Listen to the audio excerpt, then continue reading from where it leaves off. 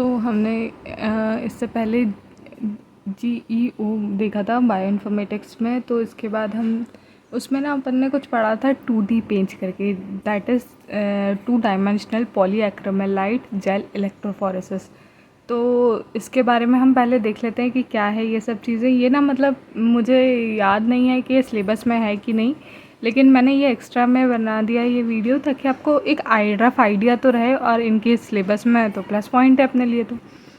तो देखिए, तो क्या है 2D पेज का फुल फॉर्म। सबसे पहले तो क्या है, ये पॉलीएक्रिलामाइड जेल इलेक्ट्रोफोरेसिस है, और ये क्या है, एक टेक्निक है जो प्रोटीन्स को सेपरेट करने के लिए यूज़ में आती है। उनके आइसोइलेक्ट्रिक पॉइंट के बाद मॉलिक्यूलर वेट के हिसाब से सेपरेट करेंगे। ठीक है, तो इसमें सबसे पहली स्टेप क्या होगी, आइसोइलेक्ट्रिक फोकसिंग। अब आइसोइलेक्ट्रिक फोकसिंग क्या होता है, जो चार्ज रहता है ना प्रोटीन में, उसके बेसिस पे जो सेपरेशन होगा उसको हम बोलेंगे isoelectric focusing, to separate proteins by charge. ठीक है, अब सेकंड क्या होता है इसमें, STS पॉलीएक्रिलामाइड जेल इलेक्ट्रोफोरेसिस। इसमें क्या है, प्रोटीन्स उनके साइज़ के हिसाब से, मतलब कि मॉलिक्यूलर वेट के हिसाब से सेपरेट होंगे। तो सबसे पहले सेपरेशन बाय PL। तो इसमें ना नॉर्मल डेफिनेशन है कि in the first dimension proteins are separated based on the their isoelectric points. Proteins migrate to their PL where they have no net charge. The first dimension separation is typically performed on gel step with immobilized pH gradient. Proteins migrate through the gradient until they reach a pH corresponds to their PL where they become stationary. ये सब चीज़ें ना आप एक बार पढ़ लेना तो आपको समझ आ जाएगी। मेन अपना फंडा यहाँ पे क्या है कि जो ज़्यादा बेसिक होगा वो हाई PL की तरफ, वो हाई PL वाला नेगेटिव इलेक्ट्रोड की तरफ जाएगा। ठीक है, तो ये देखना इसमें क्या हो रहा है, ये आइसोइलेक्ट्रिक फोकसिंग के हिसाब से जिसका जो ज़्यादा जिसका PL होगा, यानी कि जिसका चार्ज ज़्यादा होगा वो नेगेटिव इलेक्ट्रोड की तरफ जाएगा। ठीक है, और जो ज़्यादा जिसका PL लो होगा, मतलब चार्ज लो होगा, वो ज़्यादा एसिडिक होगा और पॉजिटिव इलेक्ट्रोड की तरफ जाएगा।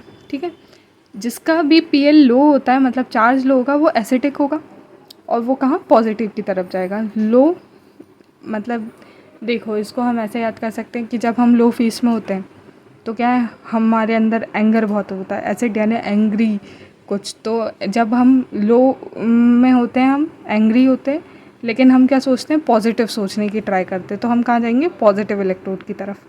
ठीक है, इसका ये डायग्राम है, एक बार आप ये देख लेना। और इसमें एक वर्ड था इमोबिलाइज्ड pH ग्रेडियंट। तो इसका मतलब क्या है, जो ये आइसोइलेक्ट्रिक फोकसिंग में जो एक pH ग्रेडियंट क्रिएट करते हैं जेल मैट्रिक्स में, उसको बोलते हैं pH gradient, immobilised pH gradient. और ये इसका डायग्राम है, पहले प्रोटीन एक्सट्रैक्ट लिया, फिर इसको इस स्टेप में डालेंगे और ये सेपरेट होंगे आइसोइलेक्ट्रिक पॉइंट के बेसिस पे। सेकंड है STS पेज, सेकंड डायमेंशन। ठीक है, इसमें क्या होगा, मॉलिक्यूलर वेट के हिसाब से सेपरेशन हो रहे हैं। The isoelectric focusing gel step is then placed on top of a regular STS page gel. The second dimension separates protein by their molecular weight. ये सिंपल सी डेफिनेशन है जो मैंने आपको पहले ही बता दिया। अब देखिए इसमें क्या ये वाली चीज़ हो रही है। ठीक है ना, जो ज़्यादा मॉलिक्यूलर वेट जिसका ज़्यादा होगा वो नेगेटिव इलेक्ट्रोड की तरफ जा रहा है, जिसका कम होगा वो पॉजिटिव इलेक्ट्रोड की तरफ ही रह रहा है। ये इसका डायग्राम है। और फिर इसके बाद हम STS डीनेचुरेशन की तरफ देखेंगे। मतलब पहले क्या करा अपन ने, प्रोटीन्स का आइसोइलेक्ट्रिक फोकसिंग हुई, उसके बाद उनको सेपरेट करा उनके मॉलिक्यूलर वेट के हिसाब से। अब उसका डीनेचुरेशन करेंगे। डीनेचुरेशन में क्या है, डिटर्जेंट यूज़ होता है प्रोटीन के इनको अनफोल्ड करने के लिए। ठीक है, डीनेचर यानी अनफोल्ड करना। ठीक है, और विजुअलाइजेशन एंड एनालिसिस। अब हमने सेपरेशन तो कर लिया, उसके बाद हम विजुअलाइज करने के लिए क्या करते हैं, स्टेनिंग करते हैं। 2D सेपरेशन के बाद जेल को स्टेन करेंगे विजुअलाइज करने के लिए प्रोटीन स्पॉट्स को, और मास स्पेक्ट्रोमेट्री भी परफॉर्म होती है। The protein spots can then be analysed using mass spectrometry to identify the specific proteins present in the mixture.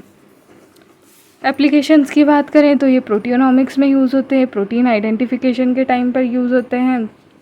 प्रोटियोनॉमिक्स क्या है? सबसे पहले प्रोटीन्स की स्टडी है, तो हमें कॉम्प्लेक्स प्रोटीन मिक्सचर को एनालाइज करना है। तो प्रोटीन आइडेंटिफिकेशन ऑब्वियस है, जब प्रोटीन का सेपरेशन हो रहा है तो प्रोटीन आइडेंटिफिकेशन में यूज़ हो सकता है।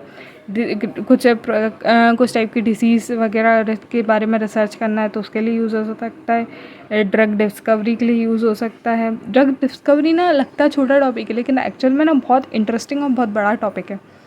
और उसके बाद ना एडवांटेजेस की बात करें तो हाई रेजोल्यूशन है, रेजोल्यूशन इसका बहुत हाई रहता है।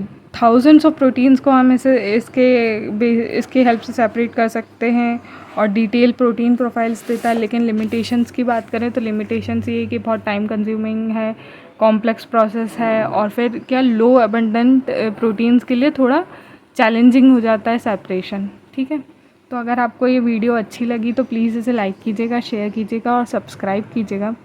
आई नो कि मैं रेगुलरली वीडियोस अपलोड नहीं कर पाती हूँ, बट मैं अपना बेस्ट दूँगी। और प्लीज़ आपको कोई भी प्रॉब्लम हो तो मुझे शेयर करिएगा, कि मुझे अभी पता चला कि एक्सप्लेनेशन इतना अच्छा नहीं है, तो मैं नेक्स्ट टाइम से ट्राई करूँगी कि और अच्छा हो।